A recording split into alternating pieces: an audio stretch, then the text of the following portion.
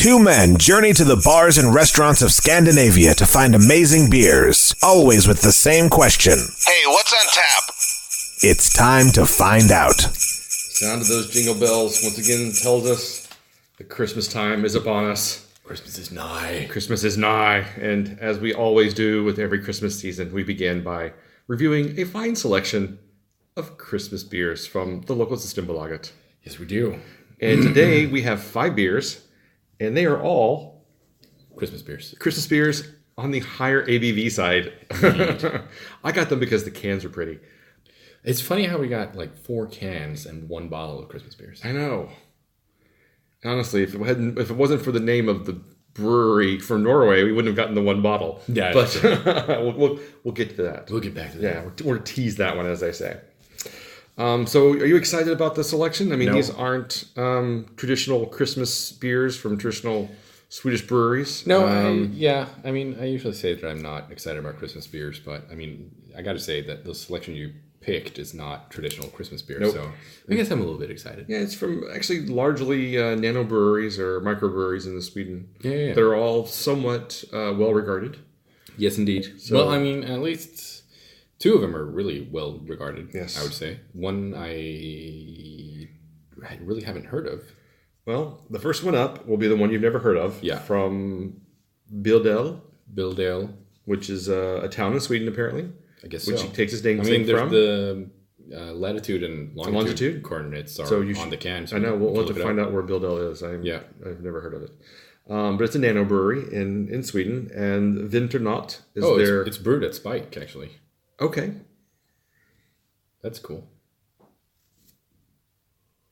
All right. So it's the Winter Night IPA. Yes, it is. Yeah. It's the Billdale's Winter Night IPA. Was there any other text on the can that was worth noting? I saw there was some scribbling on there, but let's see here.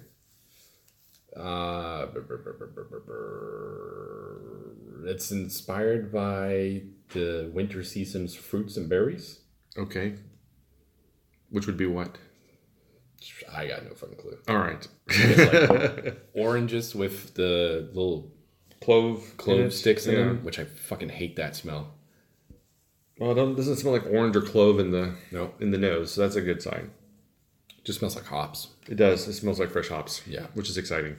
I mean, it smells good. Yeah. I'm looking forward to this. Cheers. Spike has been doing some really good IPAs. Yeah. Like the hazy IPA styles. So, I mean, if it's brewed at Spike and inspired by some of their stuff, then that should be pretty good then. Yeah. That's pretty nice. Yeah, it's real nice. It's got a nice juiciness to it. But so I want to argue that. All right. Is this really a Christmas beer? Or What makes it? So do we need to define what makes a Christmas beer? I mean, is there really a definition of Christmas beers? I don't know. Is there? That's what I'm asking. This is not a thing that I was familiar with before I moved to Sweden. I mean, usually Christmas beers was like the big brewery lager stuff with a Christmas label on it. Yeah, but they were usually a little bit darker, kind of bawkish almost in some ways, or a little bit caramellish, and stuff like that. Yeah, but I mean, if we, I don't think that there should be something called a Christmas beer, really. And I mean, most of the selection that we have in front of us, I would just name it by their respective style. It doesn't have to be like a Christmas beer. I mean, it's released at Christmas. Yeah, I mean, if this one's actually some of them could have Christmassy themed. It does have the Winter Night. Yeah, but I mean, that's a marketing thing. Yeah. So I mean, it's to me, it's an IPA in a Christmas labeled can. Yes. It would work just as well in summer. It could also be like, oh, here's our summer IPA. You know, they could just change the label on it and call it Summer Night. Exactly. Same thing. Summer night. Yep. There you go. I agree. That's a hot tip.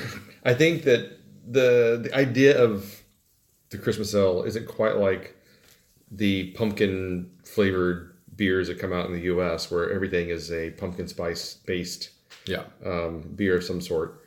Where I think when I first moved here many years ago, the Christmas beers were, and you still haven't learned the language.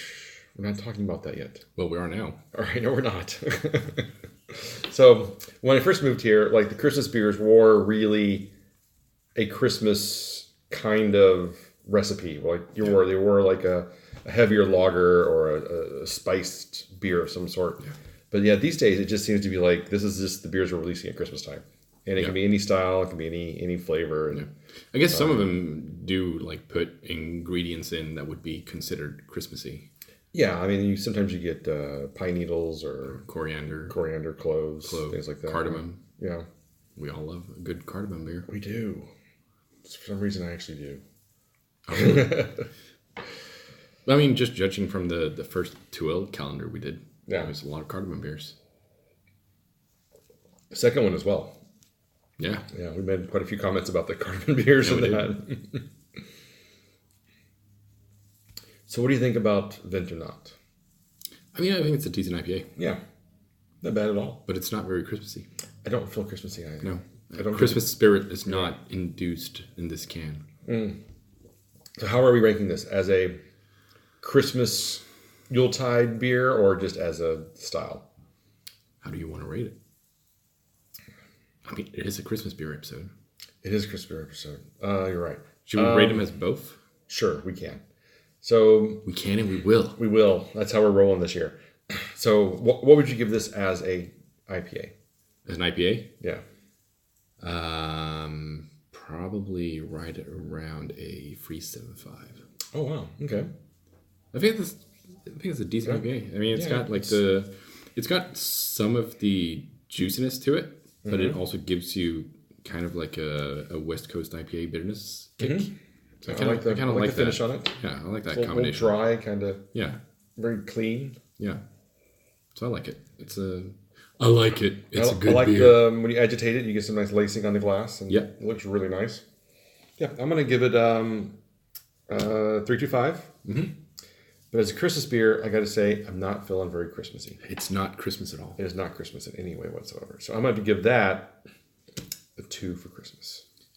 A Christmas 2. Christmas 2. Yeah. It's the Christmas deuce. It's the Christmas deuce.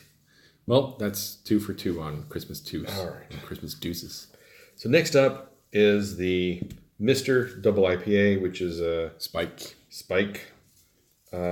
Which is the brewery where this was brewed at. That's right. Coming in at an 8.1%.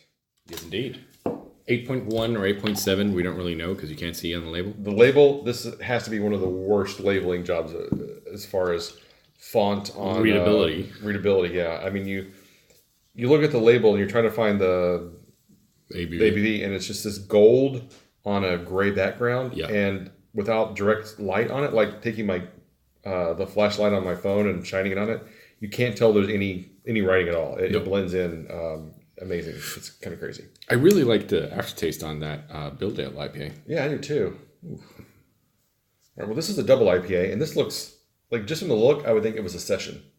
And look how light that is. I think it's just because we're used to the thick, juicy New England style IPAs. Yeah, but it's not.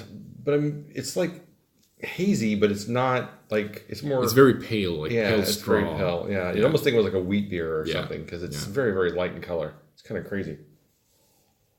I think about the smell on that. It doesn't smell like much. No. But does it smell like Christmas? The answer is no. Unless Christmas is a garbage fire, then no. Garbage fire? I get that cabbagey kind of tar, off of it. Can't say I get that, but all right, well, cheers. Well, the mouth feels really nice. It's really spritzy on the tongue. Mm-hmm. But it's like a coating almost. Like I expected it to be really thin, dank, but it wasn't. Yeah, it was dank. I guess was the word I'm looking for. Did it give you a dank feeling in your mouth? Mm-hmm. It danked up on me. Actually, this is much better than I thought it was going to be. I didn't really like the smell, and the color is kind of weird. Like, in the fact that it's just so light. It's because usually IPAs have a bit of a more, especially double IPAs have a bit more caramelly kind of color when they're not a hazy New England style. Yeah. And this is just almost like a Pilsnery kind of, like wheat ale kind of lightness. Yeah, I would say it's really close to like wheat beer. in color, at least. Yeah. But the flavor is very... Flavor's good. It's a little bit boozy in the aftertaste, but I mean, 8%. Yeah, I mean, yeah. I mean, it's not overly boozy. I don't get like a huge, like sometimes you get them and they're just like this huge alcohol. There's like a slight backwash. Alcohol heat in the back of your throat. Yeah, but it's got some nice sweetness to it. It's got a pleasant mouthfeel. A very nice mouthfeel, like much better than I was anticipating. Yeah, because it looks really thin when you look at it. Yeah, but it's actually quite nice. Yeah, I'm really surprised by this one. So what would you rate it? I would give this as an IPA, a double IPA. I would give this a 3.5. Mm-hmm. And you?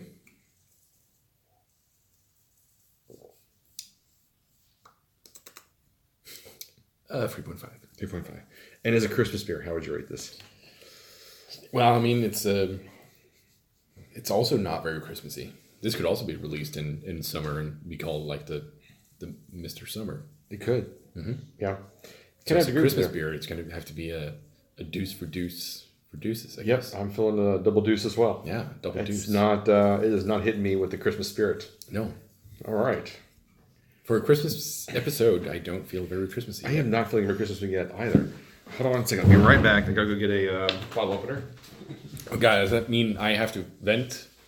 Yeah. All right. Well, hurry up with that opener then.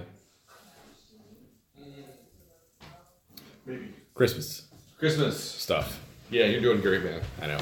Killed it. You could have just talked about the beer itself. I could have. But nope. I didn't. You did not. So I like about you could vamp. Ooh, now this looks Christmassy. That looks like a classic Christmas beer. Yeah. And this is a Norwegian beer. It's called Aass. It's from Aass Brewery. Spelled AASS. But we can pronounce it Ass. It says Good Juleol on it. Whoa. Yeah. Hold on there. Let's get into the Christmas spirit right now. Velagret Juleol. 9%. God. Does it smell? It smells awful. 1834, Norway's oldest brewery. And it's called Aass. And it's called Aass.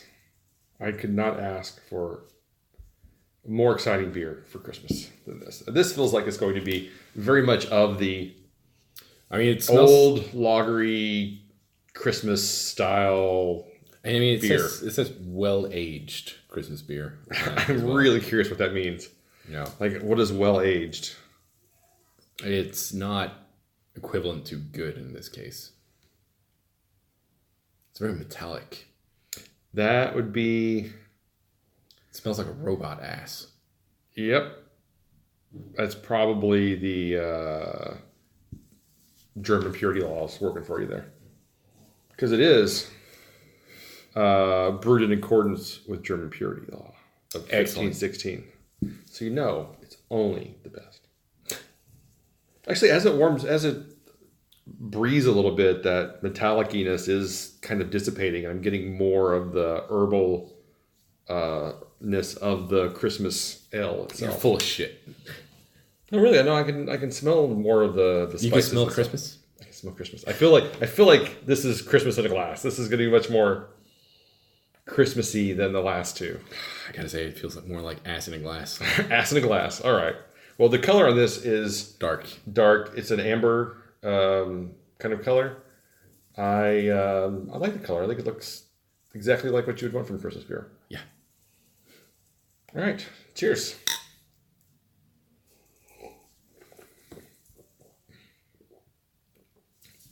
Oh yeah, that is a traditional Christmas ale. It's kind of sour, like fruity, like fruitcake, kind of. Yeah, I'm saying it's like it's like those fruitcakes where you make it and then you just leave it in a cupboard for 6 months.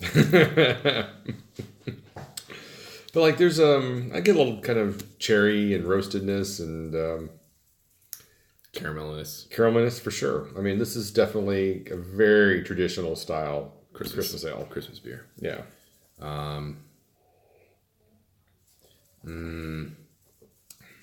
Yeah. At 9%, it drinks really smooth. I mean, you would not know this is 9% if you didn't read the label. No. I mean, you could easily... It is actually quite thick. Yeah. It doesn't look it when you look at it in the glass because Not at all.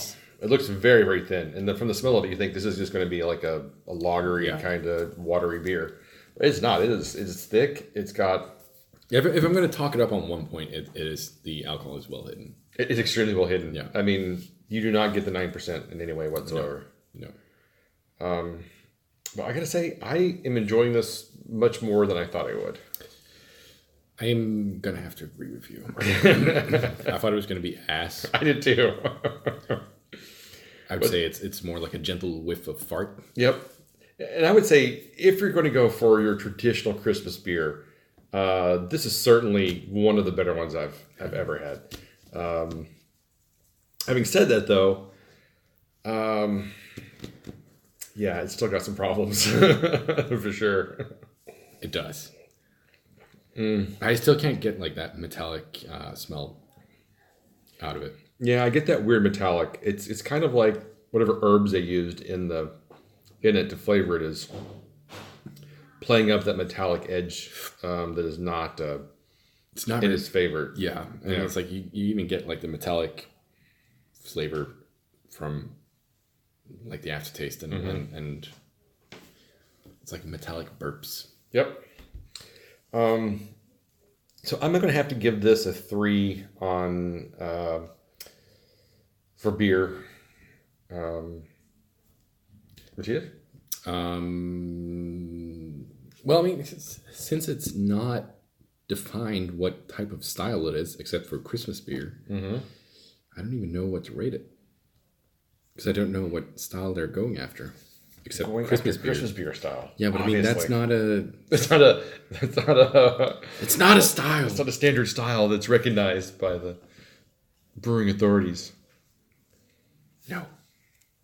But I guess if you would consider this to be like a double bock or something like that, it is kind of in the bock style, but a very light version of it. Like this would be if it was a double bock, it'd just be black. Well, it doesn't have to be. Well, usually double bocks would be. It doesn't have to be black. It can be. Wow, you downed that motherfucker. Well, I really liked it for some reason. I have to change my rating on this. Like it's those things where I know it's not a particularly good beer, but I still enjoy it. That's why I gave it a 3 because I mean it really should be like a 2.5. I feel, but I gotta admit I just enjoyed it much more than I thought I would. I like the lacing since you've been agitating it, just kind of watching it re-agitate. I would say I'm going to give it a 3.25. Mm-hmm. As a beer? Yep. All right. As a beer, I'm going to give it a 2.75. All right. Now, as a Christmas beer, that's a fucking 5. A good 5. Yeah. It hit it out of the park. I mean, the labeling is Christmas. The beer is Christmas. I got to say, this really... It says Christmas at like several different points on the bottle. Oh, yeah. It's got snowflakes on it.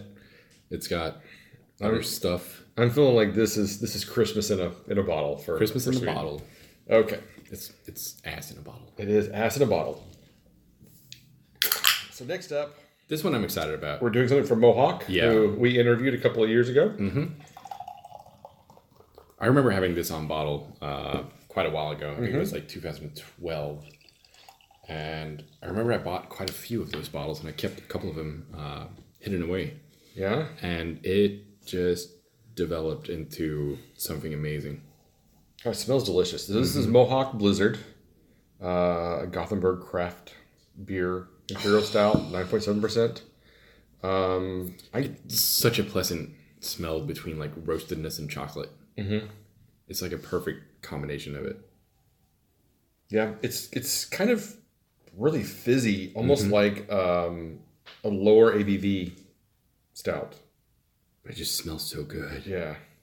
So even if you're just looking at it in the glass and someone's report for it, you would think maybe this was maybe a 4.5 or 5% ABV stout because those tend to have a bit higher carbonation point.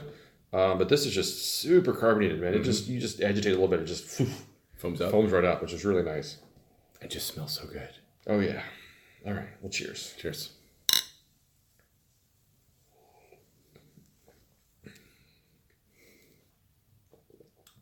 That mouthfeel is just perfect. Yeah. And then you get like the sweetness on your tongue, but it just ends in like this amazing, delicate roastedness. Yeah. I like that quite a bit. I can see this aging out really well. It does. At least the bottles that I had a couple of years ago did. Yeah, I mean, this is probably one of my favorite Mohawk beers. Yeah. I'll say what I like about this is while it was super fizzy in the glass, you don't get that. No. You don't get like an aggressive fizziness in the mouth. It's just playful and like delicate, but yet thick at the same time. It's like a velvet mouthfeel to it. It is very velvety. I'll give you that. No, I still think it's one of the best beers from Mohawk. Oh, for sure. It's like this and the really low ABV Gose they put out in one summer. Those are probably my two favorite beers from Mohawk. Yeah, I think Mohawk does pretty good stuff. I usually pick up something when I see that Systembolaget when it comes out. I know it's going to be a treat. Yeah. And this is no different. No, this is exceptionally good. Again, it's nice to have a stout at Christmas time. Yeah. But I don't know that this necessarily rings Christmas to me.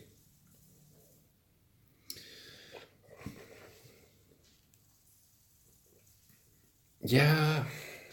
I don't know. Like it does feel a bit like Christmas. Because it's a stout.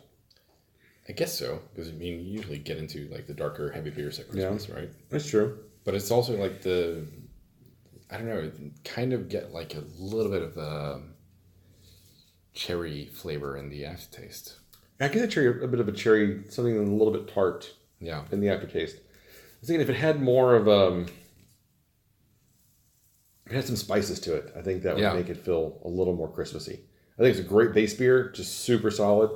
But I wish it had a little bit of a Christmas, like cinnamon and cardamom and maybe some orange peel or something like that to kind of make it pop in the Christmassy field. This one is brewed at his own brewery. Wow. So I did not know that he had his own space. I thought he only contract brewed. He's moving on up. As he should. I mean, he's making amazing stuff, so... I want to say I heard something about this last year that he had gotten his own space. Ooh, I might have missed that. Yeah. Or maybe did he talk about that in the interview we did at Malmo Ale and Whiskey? Maybe that's what I'm thinking of, that he was getting his own space then. Could be. Yeah. Can't remember. I can't even. It's been too long ago. Too many beers. It's been so long. Yes. All right. So I will give this a 3.75. As a beer, I'm going to give it a 4.25. Oh, wow. Okay. I really like this beer. Yeah, it's really good. And for Christmassy, I'll give it a 3. Yeah, I'm right there with you on a free on Christmas. I mean, it's got his branding style, which is very much text on a simple background. But I wish he had done a little bit more of a Christmassy theme on the label. You want snowflakes? I feel like there should be like a wreath or berries or something to make it feel more Christmassy. Or wreath and berries. Ooh, now we're talking. And a little bit of snowflakes. That'd be perfect. I know. Snowflakes make everything better. Yes. All right. So for our last beer of The heavy hitter. the evening, this is And the coolest can. by far the coolest can. This is the Miss from, or Ms. from, Or Mrs. Mrs. MRS. Yes, MRS. Mrs. Yeah. I think so. I don't know. Sure. You're the American. Mrs. Mistress. I always get Mistress? Mistress. Because Miss is short for mistress. And then Ms. Well, it's the Mrs. Imperial Porter. Yes. From Spike. From Spike. It's a very cool can. And it comes in at 11%. So does. this is a heavy hitter. 11% porter. I don't know that I've had many. Porters at 11. Yeah, that's a very high ABV for porter, I think. All right, big dog. It smells really good. It does. It smells like it's been barrel aged of some sort. You think? Or maybe it's just because it's 11%. It's really boozy. It is quite boozy. Yeah. Smell. Maybe that's what I'm getting It off. doesn't give you much information on the can either. No, the Spike cans are just very nondescript. And the The little person is gone. I know. I was looking under the light to see if there was a woman to compliment the Mister, but there was no woman on there. There's not. It's just night. There is a UFO though. Ooh, maybe that's what happened. She was abducted. Oh, she was abducted. Mm-hmm. Could have happened. Could That's be. the story. It is. But alas, she's not on the cam. All right. But All right. What does she taste like? Does she taste like ass? cheers. I bet she doesn't.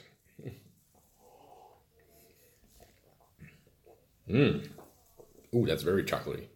Ooh, And I'm boozy. getting a lot of. I didn't find it very boozy, but I'm getting a lot of flavor off of that. Way more than the smell. Oh yeah, the smell is kind of flat. It doesn't really give you anything, but the flavor is intense. A bomb. A bomb. It's a bomb of flavor. This tastes like a Christmas stout. Yeah. I'm getting some spicy herbaliness off of it. There's quite a lot of alcohol heat on it though. I don't find it to be alcoholic at all. No, I definitely think there's quite a bit of alcohol heat on it. Yeah, I don't get any kind of alcohol burn. No? Nope. You've just gotten immune to it. Yeah, I'm just so my palate's just so dead Yeah. from years of abuse that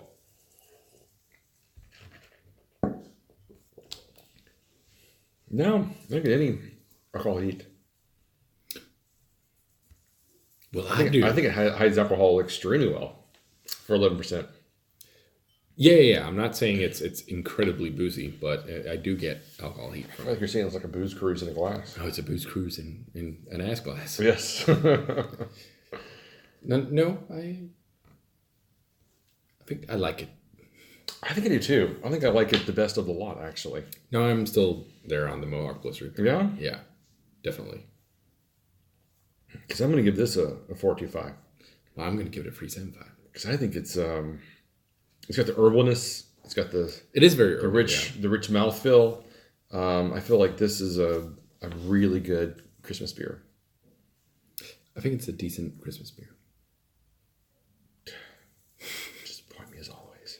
So what are you rating for Christmas? For Christmas, I gotta say I can only give it a 3.5 for Christmas. Yes. Because the packaging isn't very Christmassy. Well, it's very dark. It is very dark. But it's very cool.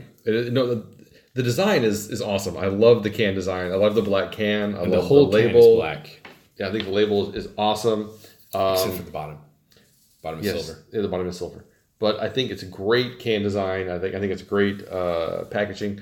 But I got to say, it just doesn't feel very Christmassy. No. And therefore, I can only give it a 3.5. 3.5. Well, I'm going to give it a free Okay. for Christmas. All right. Well, that is our Christmas beer episode. Concludes our Christmas beer stuff. Tune in, I think. Next week. Well, no, actually. 2 weeks from now. Saturday. Yes. Ooh. Because that will begin. What happens on Saturday? That'll be December 1st. Oh my God. And What's we'll happening? have our first Advent calendar beer. Oh, will we? We will. And this year's beer. What are we going to have? This year, I don't know. We have to wait till December 1st to find out. Oh. But this year, we got the calendar from Kiosk, Yes, we did. which is a Danish kiosk. Well, it's a Danish beer shop, but it's also It's like a- just a... Convenience store / beer shop. So if you ever go there, and you look in the refrigerator section up top, you're kind of like, well, that's not a huge selection of beers. There's actually quite a good selection up top as There well. is a good selection up top, but at the same time, you're kind of like, I don't understand why people are raving about this place. It's a good selection, but I don't get why people are like, oh my God, Kiosk is so great. You got to go downstairs in the basement, and then the entire basement is just Amazing beers. a craft beer, Mecca. exactly. Yeah. Stuff. Amazing stouts from the U.S. You got Belgian sours. Mm-hmm. You have IPAs from the U.S., U.K., and Sweden, and Europe. Yeah. There's basically everything. Yeah, a huge selection of Juleol beers. They actually usually have quite a lot of brewery stuff as well. Yeah, there's quite a lot of brewery. Wicked Weed is usually quite represented over there. What's it called? Jolly Pumpkin? Jolly Pumpkin. Jolly Pumpkin, they have Yeah. quite a few of those. Yeah. Against the Grain, they usually have a pretty good selection of that. Usually have quite a lot of cans for Prairie, American Solera, Of course, they have the Danish selection, like 2L, Mikkeller. Old Nation, they've been carrying Old Nation beers again. Yeah. Dry and bitter. Yeah. So, I mean, you can find a pretty amazing selection of stuff there. Yeah. If you're in Copenhagen, you're looking for to take some beers home with you. Stop by Kiosk, you won't be disappointed. No. And then next door is the pizza place. And you also have Rhubarb. Yep. Yeah, exactly. Which is Kiosks owned by bar. Kiosk. Yeah. And they have great stuff too. So I mean, it's just a really nice little corner market. Yeah. With a couple of great places next door. So well worth the venture. And I've quite frankly kind of excited to see what they put into their advent calendar. It should, I mean, judging from the selection they have in the basement, it should be pretty fucking good. I hope so. And it was what, like 900 Danish? $8.99. $8.99 Danish. Yeah. So, I mean, from that price point, it also needs to impress. Mm-hmm. Yep. So we'll see what we get. All right. Cinnamony. Cinnamon. Yes. All right. So until next time. Where can you find us online? Where can you find us online? Yep. Go for it. I asked you first. All right. What's on tappodcast.com. Instagram, Facebook, Spotify, Stitcher, YouTube, and wherever you can find podcasts online. Everywhere. Yeah. So until next time, keep drinking, you dumb.